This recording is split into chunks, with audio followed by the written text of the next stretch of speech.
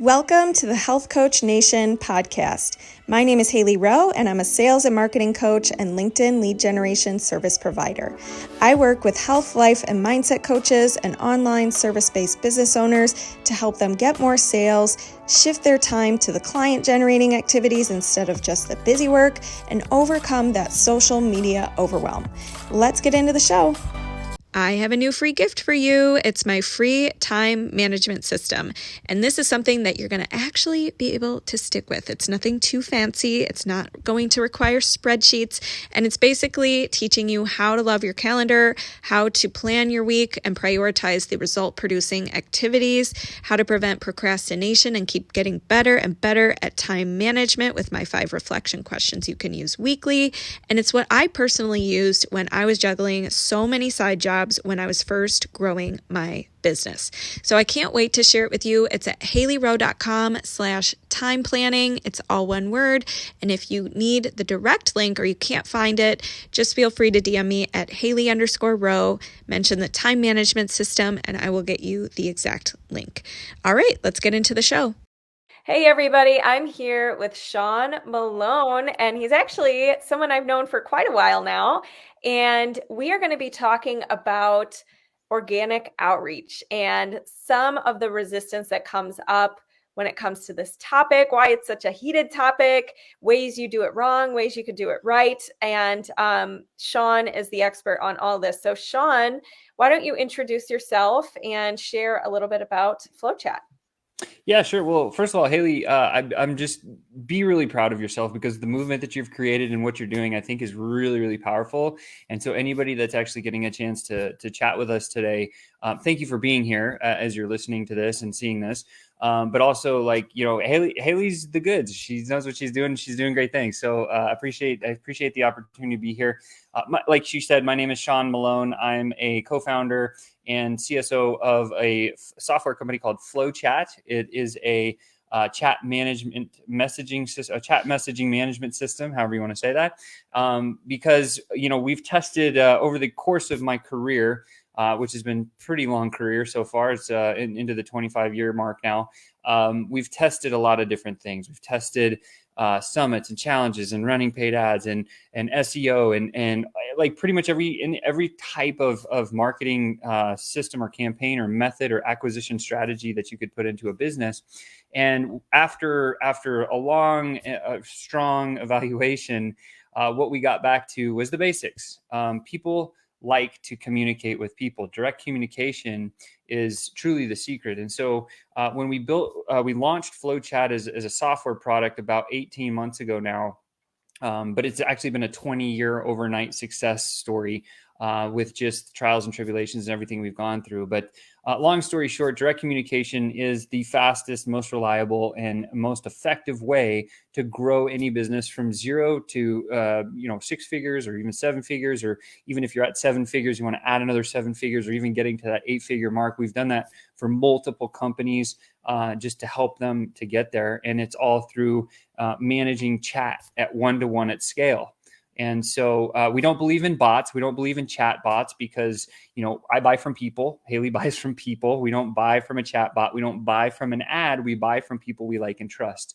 And so to generate like and trust as quickly as possible, I think the secret truly is to communicate, direct communication. Does that make sense? Yeah. Yeah. So organic marketing or organic outreach, in a sense, is connecting with human beings on the internet. Is that how you describe it? Yeah, absolutely. I mean, direct communication can be done in a lot of different forms. Obviously, belly to belly was how I started in my sales career, long time ago. And then a phone is another way when you're speaking with somebody. It's just whenever you directly communicate with somebody, it's rather than sending them an email and then waiting for them to reply. That's not actual direct communication. That's like you're sending them a message and waiting for a response versus like if I'm speaking with you now on this video or as we're listening to the podcast, like we are directly communicating kind of a thing. Yeah. Right. So I love this. And I think that, in my opinion, when it comes to starting and growing your business, like I am very big on relationship building. And I think that sticking an ad in someone's face versus directly connecting with them, what's going to maybe land deeper, right? And I think a lot of people get freaked out when they hear organic outreach because they think it means messaging someone a sales pitch in the first message, or they've been the receiver of somebody sending them this long message when they don't even know them and all this stuff. So let's talk a little bit about when it comes to messaging, like messaging my Instagram followers or messaging Facebook friends or whatever. What is some tips first just to change the mindset around it? Because there's a lot of stigma. Yeah, a great question. And I think you're right. I mean, a lot of people hate getting, I personally, and I know you do as well, hate getting those messages where it's like, hey, buy my stuff. Hey, buy my stuff. Hey, buy my stuff. Right. And even if you were to go look right now in any of your social feeds, if you go to the unread message threads, you're going to see, hey, Hailey, buy my stuff. Hey, Sean, buy my stuff. Hey, Hailey, buy my stuff. Right. Those messages suck.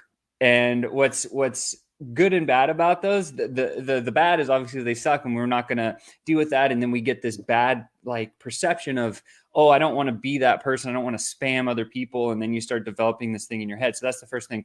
The good part about those is it makes it super simple to stand out. And so today what I wanted to do is just share a couple of things that will get you off on the right foot and can hopefully put at ease this whole trepidation or the fear around doing outreach and messenger. Because when you do it effectively, I can assure you, you will grow your business fast as possible. When we first launched FlowChat, just to prove it to everybody. Now, of course, we've had lists, we've been in the online space for some time, but we started at zero. No Facebook group, no group of anything, no email list, nothing. And we just used direct messages. And we did $104,000 in 41 days. So just to prove that it was possible, we did it ourselves, right? And so the secret comes down to a couple of hinge points. The first and most important hinge point, if you're listening to this, you may want to write this down, is set up a series of yes/no checkpoints, some pre-qualification that you can actually visually go look at somebody's social profile and answer maybe 3 or 4 yes or no questions. A great example would be kind of some of the stuff that we do. Number one, is this person active on social media? Meaning, have they posted on social media in the past 5-10 days? That's a yes or no question that you could ask, and you can get a yes or no by looking at a profile. Number two, does this person sell business to business? Maybe we can look at their profile. We can see, are they selling, if you sell business to business, are they selling business to consumer? Are they just selling business to government or whatever? That's a yes, no question that you can ask. Number three, would be something like, does this person live in an English speaking country? Maybe you don't want to sell to people that are over the pond or whatever have you. Just again, creating these 3 or 4 or 5 very simple yes or no questions that you can ask yourself by quickly just reviewing somebody's profile will give you a speed boost in order to start connecting with the right people. Because when you connect with the right people and you have the right message, big things happen. When you connect with the wrong people, but you have the right message, you never get the results. So the first thing that I would share with you, does that make sense so far? Like just creating that kind of, I want to stop there. Yeah.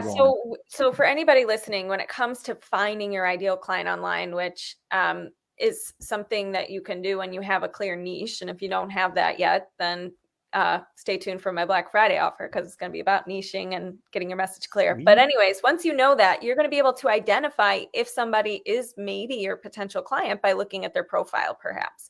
So when you go to their profile, he's saying have some pre-qualifiers first, just on a very basic level, like English speaking country, etc. But you could even have other ones that's like, is this person a mom? If I work with moms, like, do I see pictures with kids or whatever it is? So that makes sense so far. Now take us through the next step. Yeah. So the next thing is like people say, okay, great. So Sean, this person is a pre-qualified good fit. Awesome. Well, you've already passed about 50% of the people, because everybody, like those people that aren't doing that are just spamming everybody. And we don't want to be those people. So we want to be a little different. So what do we do next? What are the things that we say? And after sending more than 250,000 messages, like between the other co-founders and myself, we've sent more than 300,000 messages to test just about every message that you can think about. And what we found responds or works the best, right? Because in the first message that you ever send anybody, it's not about selling anything. It's not even about creating rapport. It's about creating engagement. That's the most important thing that we can do. And so how do we create engagement with a person that we said, okay, they've passed this pre-qualifier? Well, what we suggest is go to their profile and like a couple of their posts and then send them a friend or a follower connection request. Once we've done that, we've started the process of engaging with this person. This person's going to say, oh, cool. Like somebody new is looking and liking some of my stuff. That's pretty cool. They're not going to think anything about it, but they're going to know that you're there.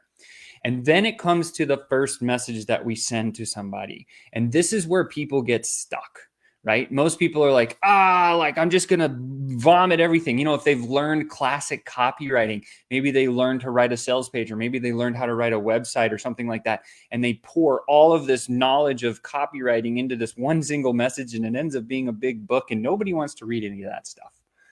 The number one most effective first message that you can ever send anybody in the direct messages, big newsflash, compliment them. That's it, right? Send a simple compliment. Hey, Hailey, checked out your profile. You're kicking mad ass on some things over here. I just want to say, keep up the great work. That's it, right?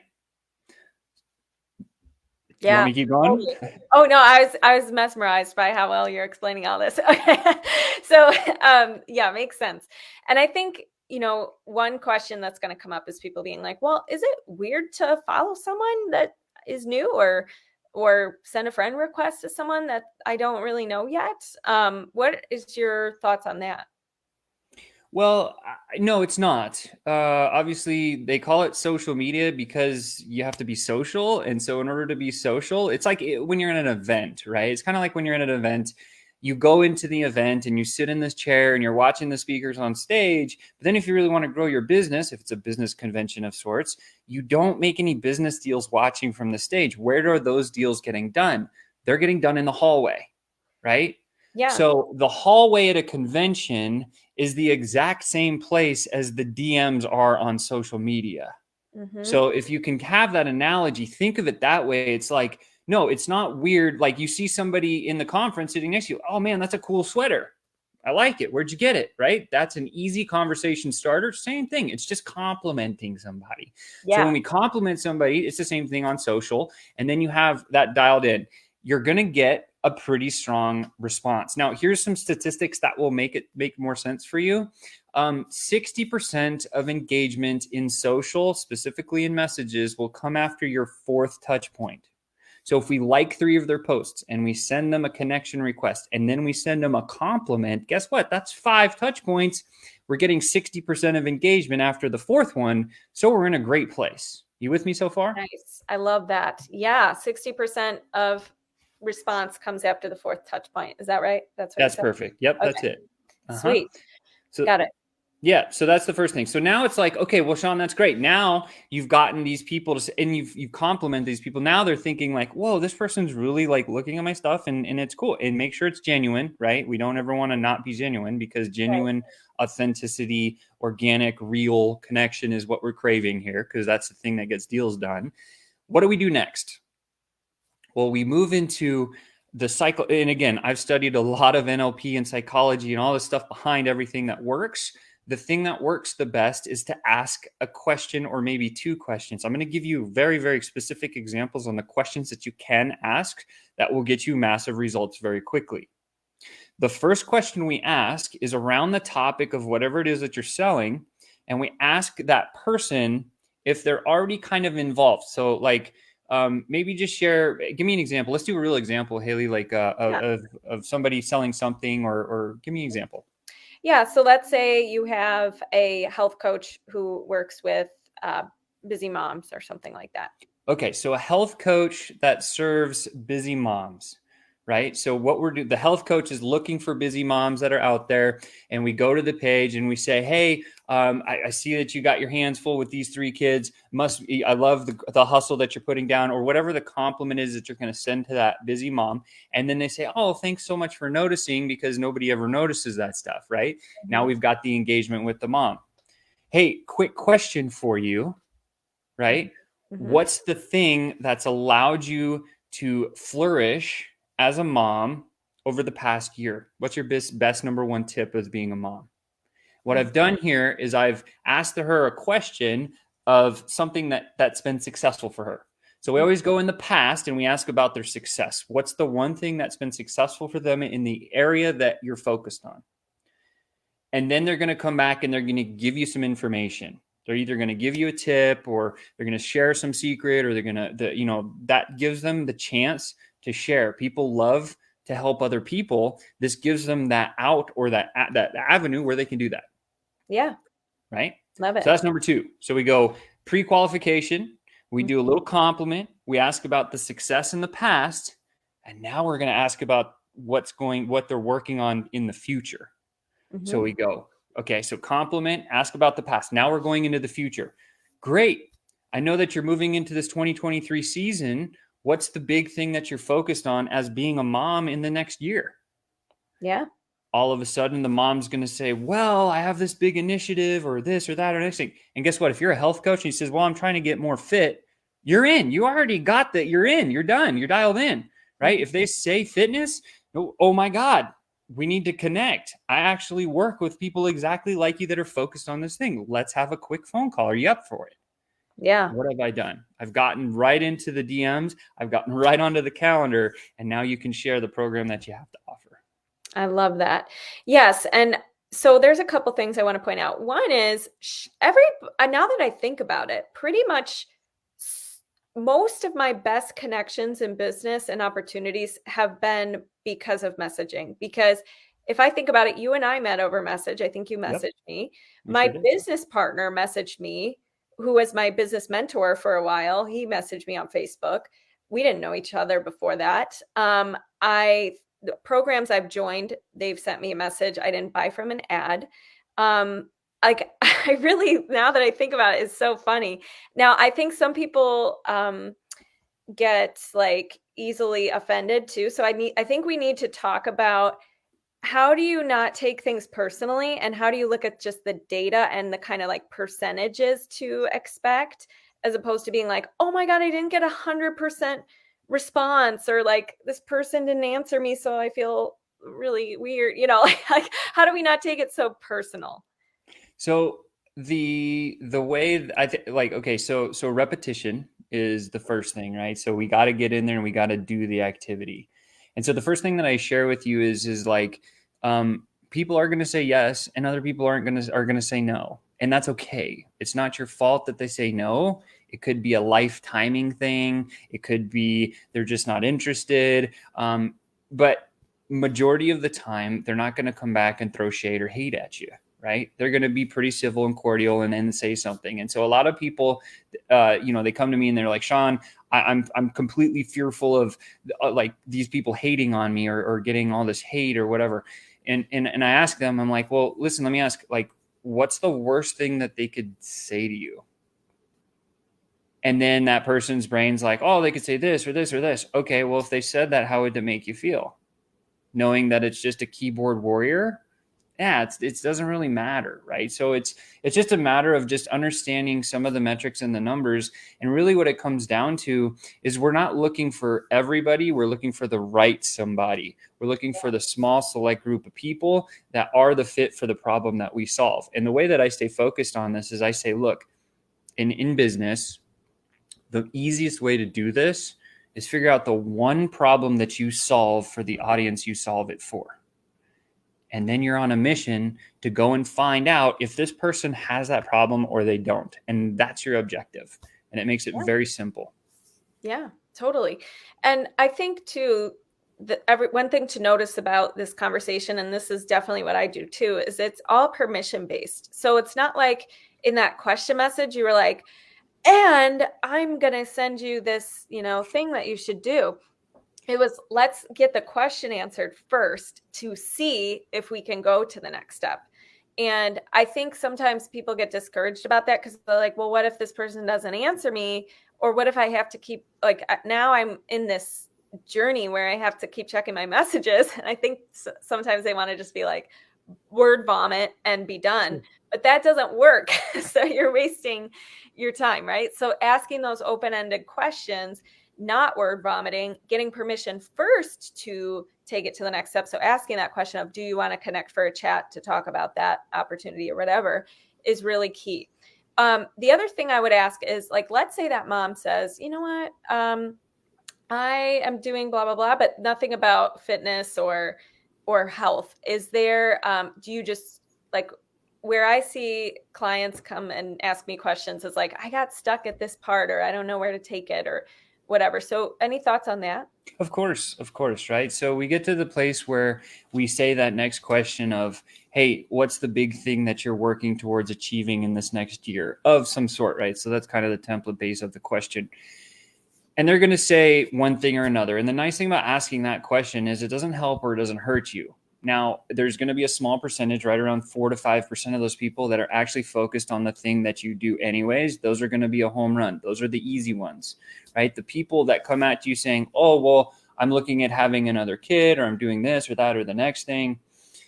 That's fine too, because whatever they say, we just turn around and then we do an invite anyways, because we've established enough rapport through that part of the conversation that it doesn't matter. That person's going to feel on the other end as if you're genuinely caring, which you should be, and asking and really starting to learn to connect with that person. And then you just say, well, that's a wonderful goal, right? So you got to have kind of two responses. The person that says yes, okay, oh my God, we need to get in a call because that's actually what I do. And if they say something else, you say, oh my God, we need to get on a call. I focus on transformation. I focus on taking the mom that is busy with 4 kids, about to have their 5th one, and I make sure that they don't have the baby bump after the 5th baby comes. And we can set some things up before the actual baby happens. Would you be open for a quick call just to kind of discuss that, or whatever the thing is that they're going to say? And so either way, you can go one way or another, but it should be an invite. So again, it's going to be compliment, question in the past, question in the future, or what they're working on, and then an invite to a call is a structure that will generate enough rapport and it will allow you to get into calls regardless of whatever they say.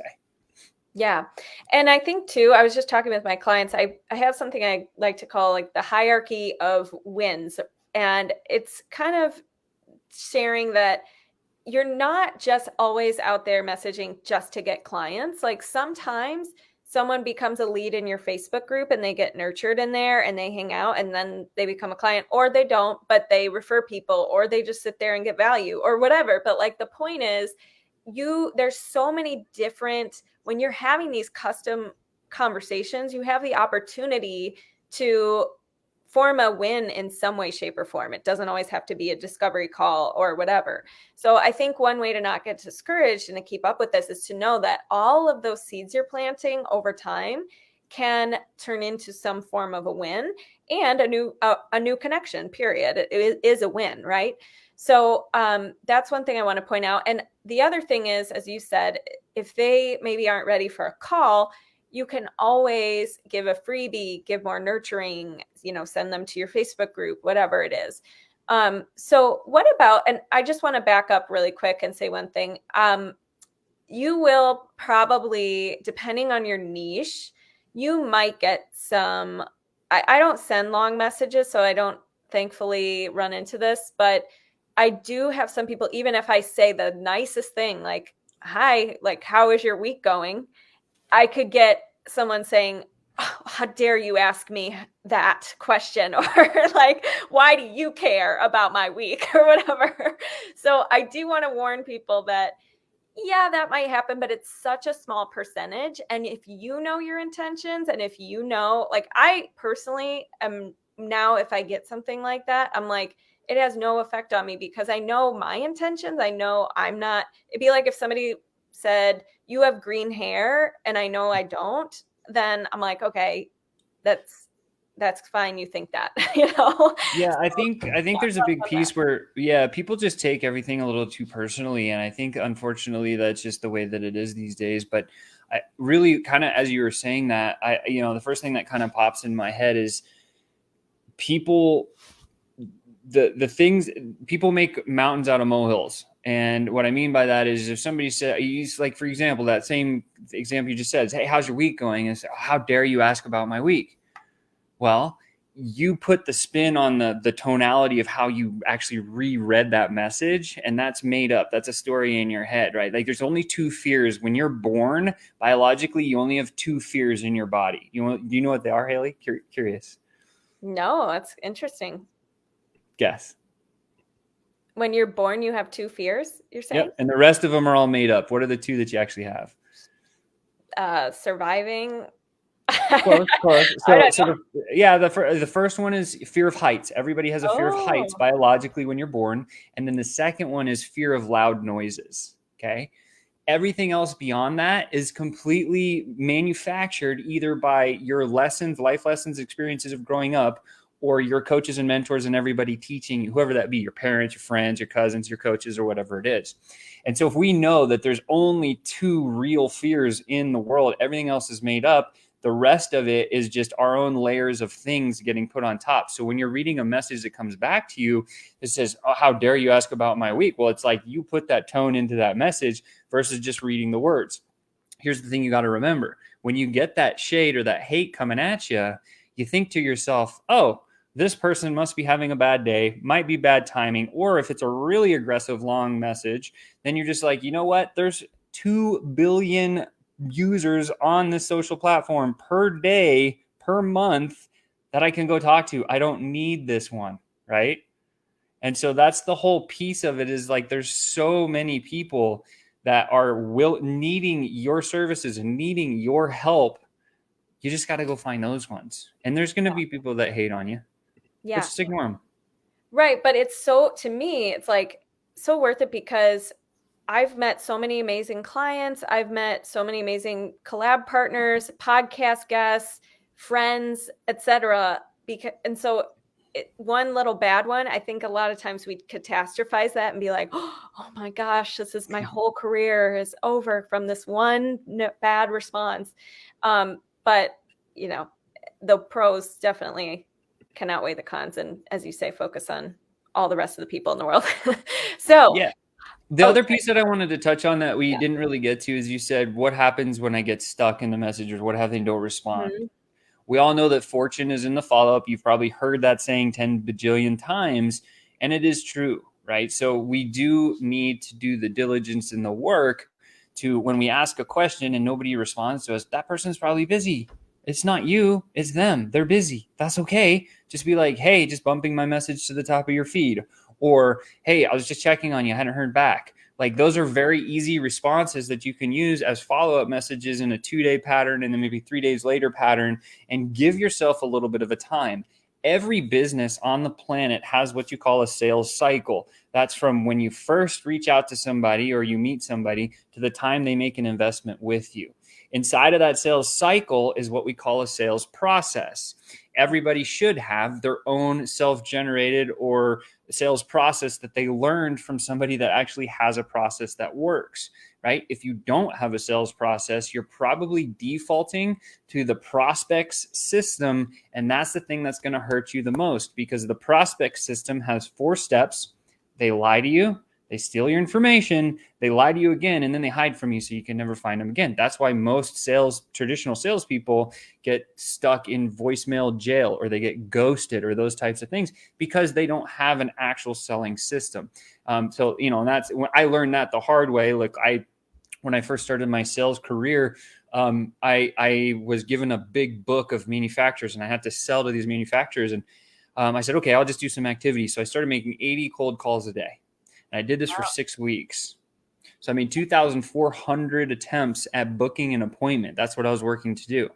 And out of my 2,400 attempts, how many appointments do you think I booked?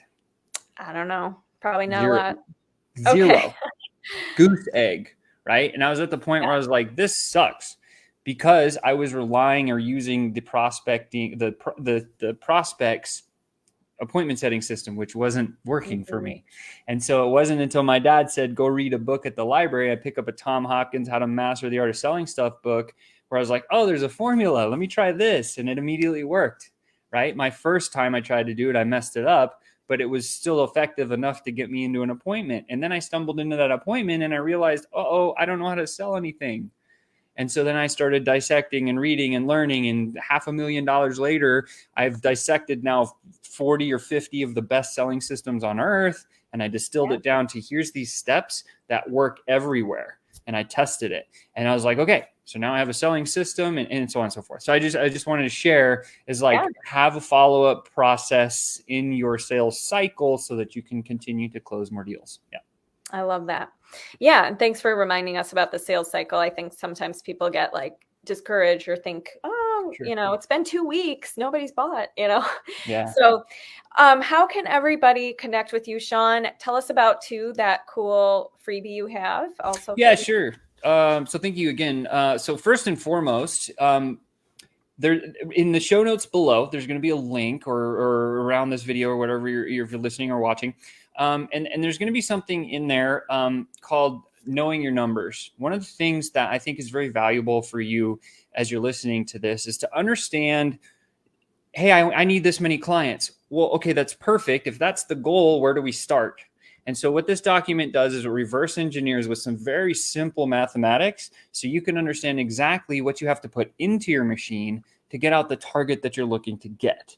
So that's the first thing that's going to be there. Secondly, we have this other thing called Hook Starters, which is another link, and that's a document. It's a very simple document for you to understand exactly how to frame a message.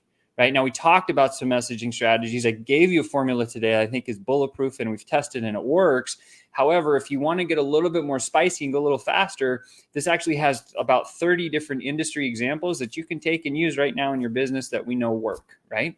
And then beyond that, if you want to learn about our software, there'll be a link down there. You can come check that out too. Yep. Awesome. Yeah. So I just put the links in the comments below for anybody watching the replay. And then when we put this up on the podcast, it will be at haileyrowe.com on the podcast page. So thank you so much, Sean. Really valuable tips. And we'll talk soon. Yeah, well, thank you for the time, Hailey. And again, if you're listening to this and you haven't engaged with Hailey's stuff, again, she's got the Black Friday special coming. You're not going to want to miss that, especially if you're trying to niche down or get into really setting up your offer correctly. That do it. Like, don't wait. Make the investment. It'll pay you back tenfold.